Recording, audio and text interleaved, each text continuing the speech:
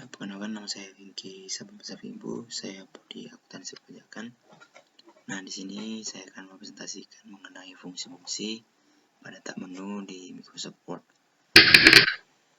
Ya, pertama kita memulai Quick Access Toolbar yang berada di kiri pojok atas.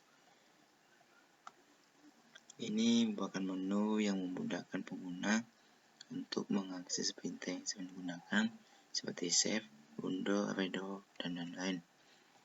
Dan yang kedua, title bar, yaitu ini merupakan judul dari tugas yang kita buat, dari file yang kita buat. Bagi file yang belum tersimpan, biasanya akan menampilkan judul, yaitu dokumen. Dan yang ketiga itu page status.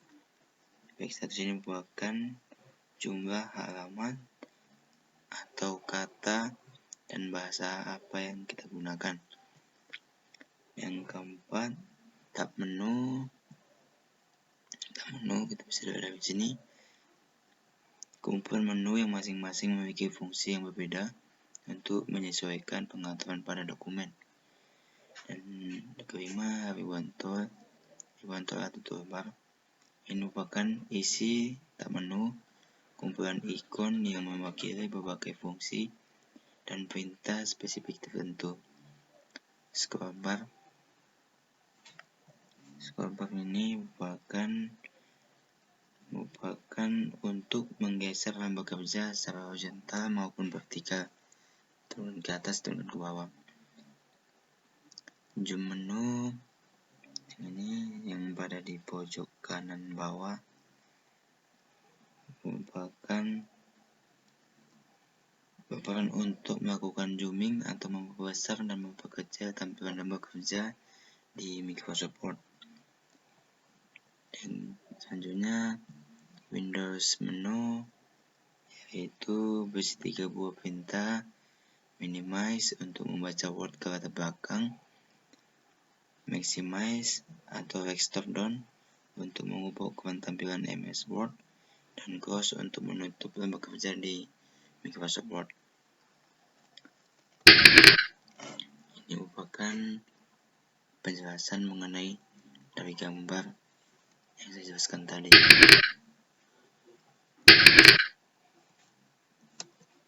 Lanjutannya tadi. Nah, selanjutnya kita bisa lihat di gambar sini, save. Dalam save, yaitu untuk menyimpan dokumen Word yang telah kita kerjakan. Selanjutnya, save as, hampir mirip seperti save, namun fungsinya adalah menyimpan sebagai dokumen dengan nama baru. Open, membuka file dokumen yang sebelumnya telah kita simpan. Close, menutup dokumen yang sedang kita buka. Dan info, yaitu menampilkan rincian info terkait dengan dokumen yang sedang dikerjakan. Recent, menampilkan daftar dokumen yang baru ini dibuka atau diedit. New, yaitu membuat lembar kerja Microsoft Word baru. Print, untuk mengeprint dokumen yang telah kita buat. Save and send, yaitu berfungsi untuk menyimpan dokumen kemudian mengirimnya lewat email ataupun diposting ke website. Help, menu bantuan apabila ada masalah pada Microsoft Word. Option, berisi berbagai menu untuk melakukan penyesuaian terhadap dokumen. Kita masuk di Group Report. Yang pertama itu adalah paste yang memiliki fungsi menempelkan hasil copy atau cut.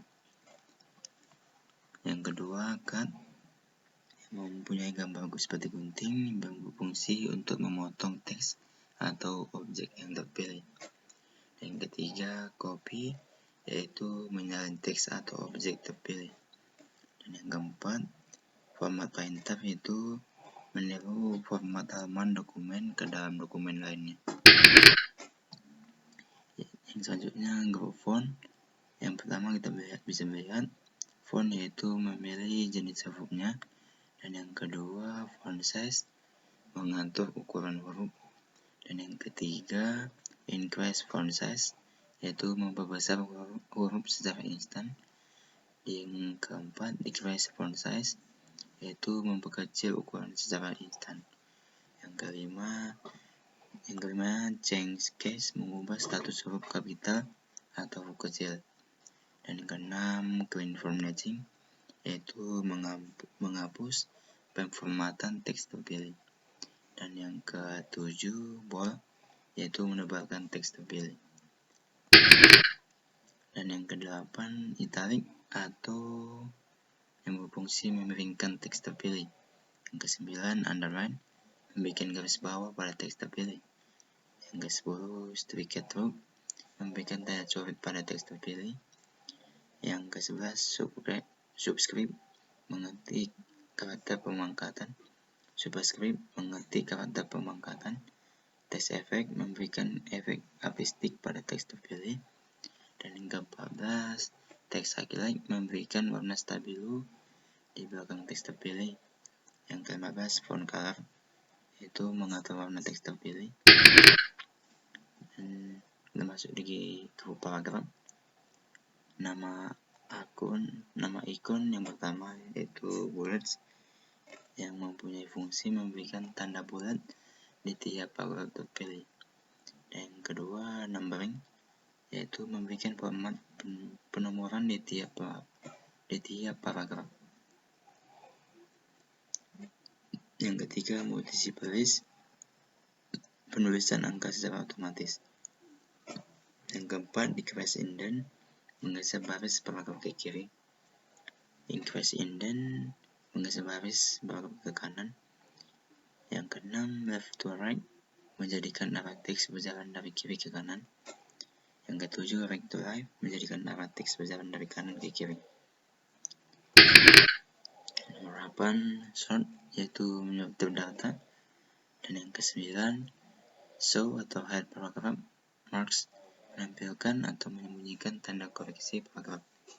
Yang ke-10, right text left, mengatur teks ke rata kiri. Dan yang ke-11, center, mengatur teks rata tengah. Yang ke-12, right text right, mengatur teks rata kanan. Yang ke-13, justify, mengatur teks rata kanan kiri. Yang ke-14, line spacing, mengatur jarak antar baris teks. Yang ke-15, shading, yaitu mengatur warna rata teks terpilih. Yang ke-16, border, membuat garis tepi pada teks terpilih. Nah, selanjutnya kita masuk di group styles.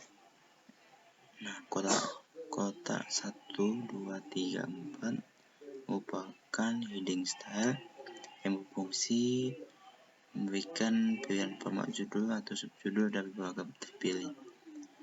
Dan 3 kotak 1, 2, 3 merupakan nama ikonnya change style, berisi pilihan pengaturan tema paragraf.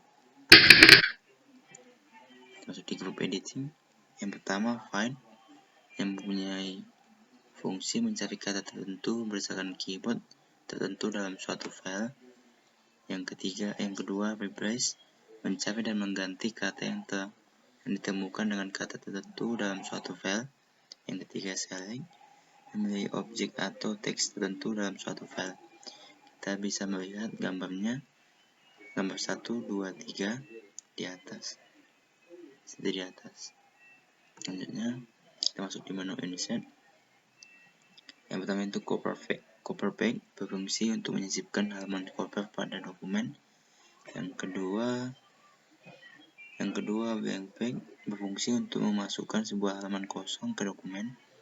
Yang ketiga, backbreak, berfungsi untuk memotong atau memutus halaman dan pindah ke halaman berikutnya. Yang keempat, table, yaitu ikon untuk menyisipkan atau membuat tabel pada dokumen. Selanjutnya, illustration, ribbon berisi berbagai ikon untuk menyisipkan objek seperti gambar, clipart, table, card, dan lain-lain. Selanjutnya, picture, yaitu memasukkan gambar dan penyimpanan komputer ke dalam dokumen. Selanjutnya, clipart, memasukkan clipart yang telah disediakan ke dalam dokumen. Clipart seperti itu. Shapes, membuat berbagai bentuk sederhana seperti kotak, lingkaran, maupun bintang. Smart art, yaitu membuat semacam tabel struktural ke dalam dokumen. Selanjutnya card, yaitu membuat grafik dengan berbagai bentuk. Hyperlink, yaitu ikon yang berfungsi untuk memasukkan sebuah link atau URL web tertentu ke dalam dokumen. Selanjutnya bookmark, berguna untuk menghubungkan suatu bagian dari dokumen dengan bagian lainnya.